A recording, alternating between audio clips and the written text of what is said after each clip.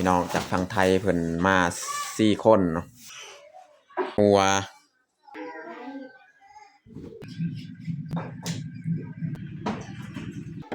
นี่แหละทางพระอาจารย์จากทางไทยว่ามาบ่ได้เนาะสำหรับมื้อนี้เนาะเพราะว่ารถเขาเจ้าเพ่อย่าลืมกดไลค์กดแชร์และกดติดตามเด้อพี่น้อง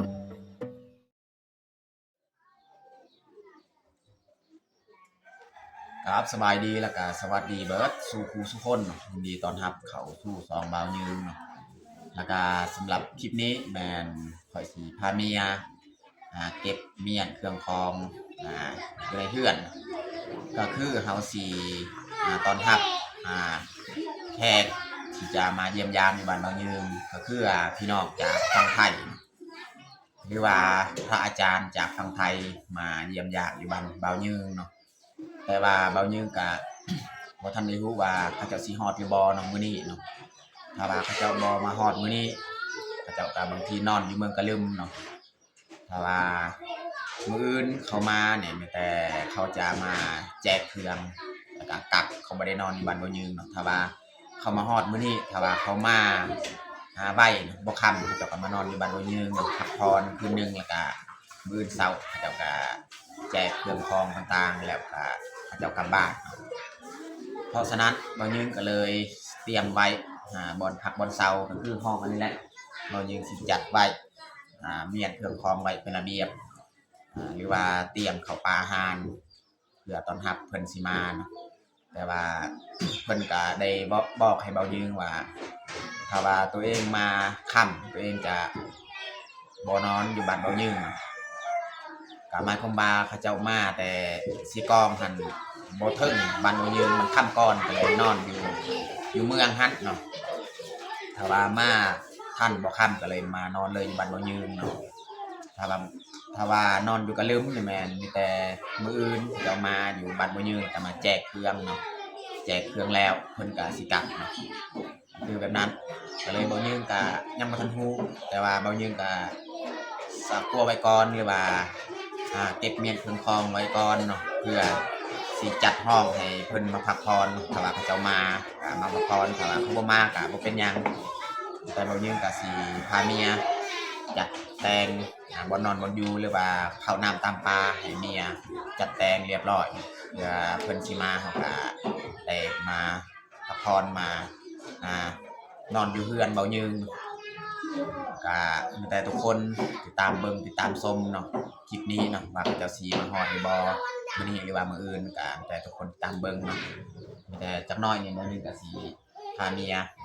เก็บเมียนเครื่องคองเลยเนาะแล้วก็หลังจากนั้นเบายืนก็สิเข้าไปอยู่พุ่นแหละ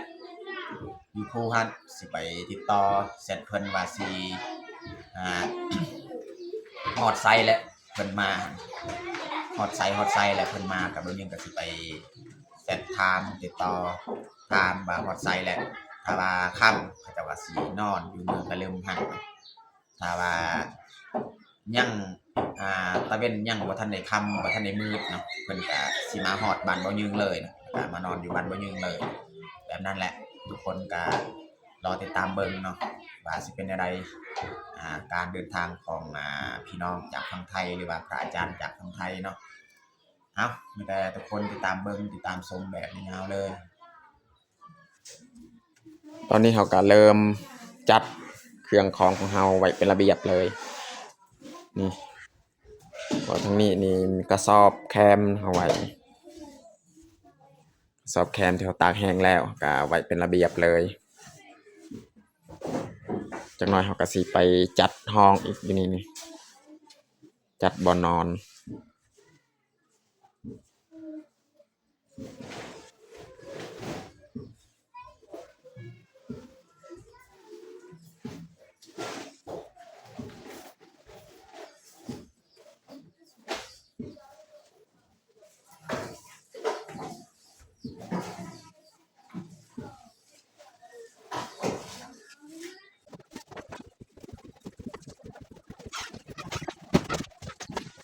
พวกกระสอบแคมทั้งนั้นนี่เขาจะคนอีกจักหน่อย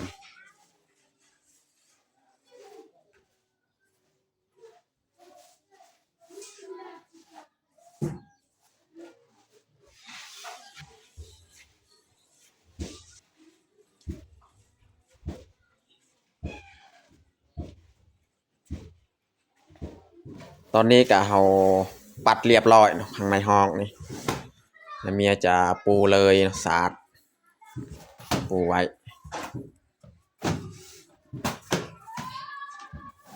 หลังจากเขาปัดเรียบร้อยเขาก็มาปูแต่ห้องเดียวนี่แหละอยู่เฮือนเฮาห้องรับแขกนี่ก็น่าจะพอดีแล้วเพราะว่าพี่น้องจากฝั่งไทยเพิ่นมา4 คนเนาะ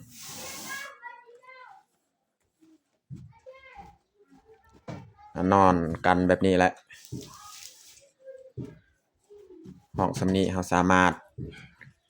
ครับเขาจะเอามานอนได้เนาะเพราะเฮาก็บ่มีบ่อนอื่นให้เขาเจ้าพักแต่บ่อนนี้แหละบ่อนเดียวห้องเดียว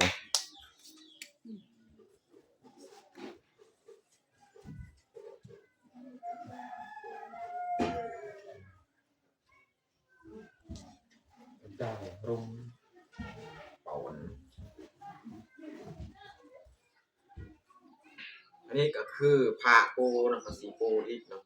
หลังจากเขาใส่เสื้อปูแล้วก็เอาผ้าอีกเนาะปูไว้เลย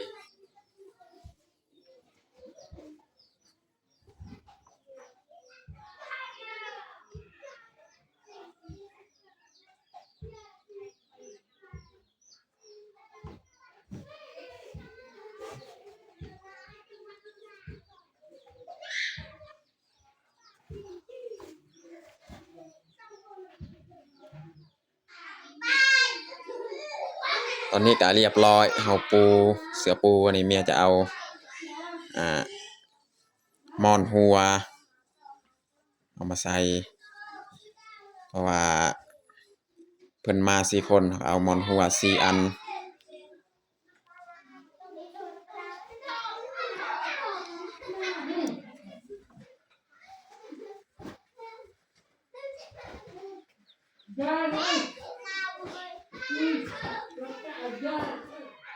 นี่มันพรมนี่เอามาไว้เลยพรมอันนี้ก็4 พื้น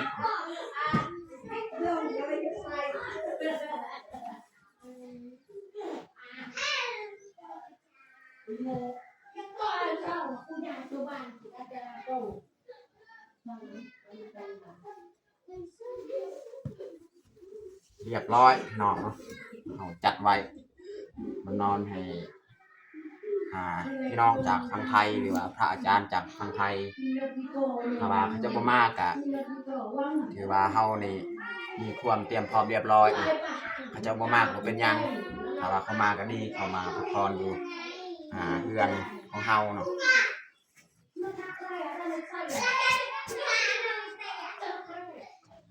ตอนนี้ก็เรียบร้อยจัดเมียนเครื่องคองอาจจะเอาไว้อยู่ทั้งแจทั้งนี้เนาะห้องเขาก็จัดไว้เรียบร้อยเนาะพี่น้องเนาะอาจารย์มาเปิดให้เบิ่งเลยเนาะ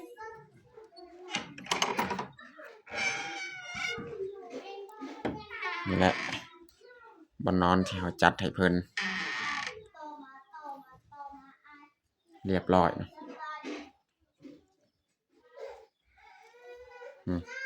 ดอกไฟอยู่นี่ดอกหนึ่งเนาะแล้วก็เบื้องนี้อีกจะนะเอามาใส่อีกเนาะนี่ทางนี้อีกนี่เนาะจะใส่ดอกไฟอีกก่อนนี้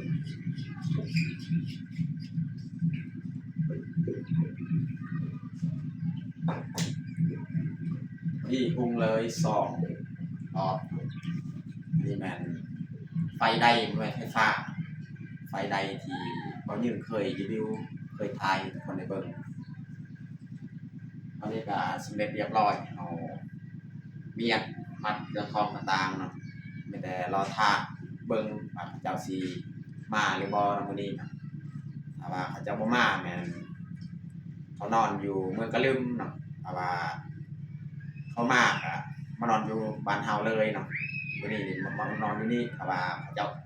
มาบ่ทันฮอดบ่ทันค่ำเขาก็สิมาฮอดบ้านบ่ยืนเลยเนาะ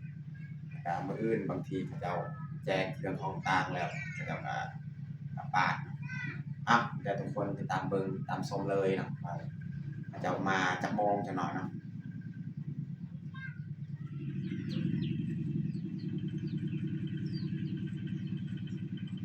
นี่มันน้ำจะใส่ไว้เลยนะ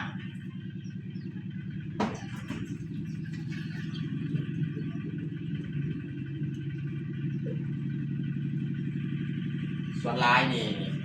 แพกจะมาเยี่ยมเขาจะไม่ค่อยกินน้ำอะไรนะแต่ว่าในเพื่อนเขากับบุสุกินเพราะว่าเขาได้ต้มน้ำแบบสุกเลยทีนี้เขาก็เอาตักมาไว้ซื้อ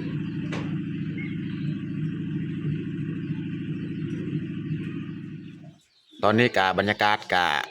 ใกล้สีคำแล้วพี่น้องก็คือบางทีเบาเยืองกับไปโทรหาหรือว่าไปติดต่อพระอาจารย์จากฝั่งไทยว่าเขาเจ้ามาฮอดไซแน่แต่ว่าการติดต่อหันกับพอดีทางพระอาจารย์จากฝั่งไทยว่ามาบ่ได้เนาะสำหรับมื้อนี้เนาะ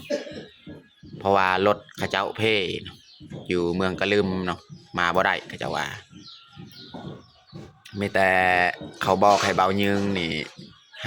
5รถหรือว่าเฮ็ดแบบใดให้เครื่องสามารถเอาขึ้นอยู่บ้านเบายึงเนาะ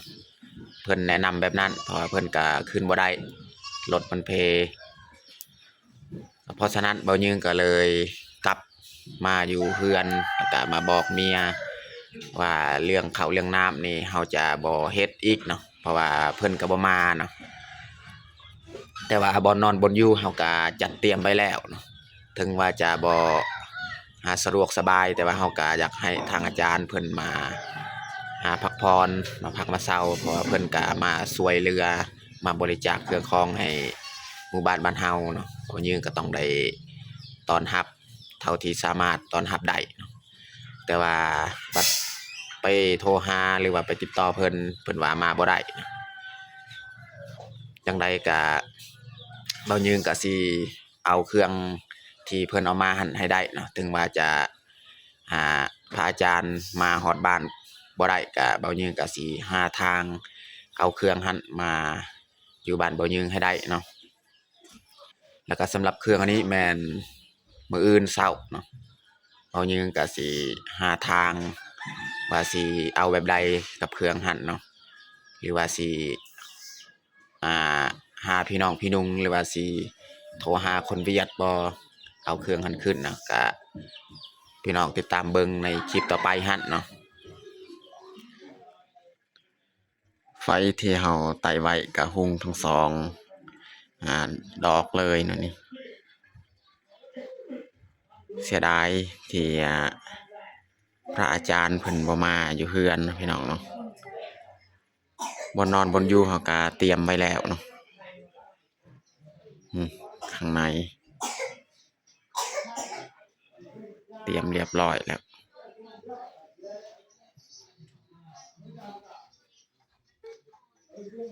กลางมุงไว้แหละ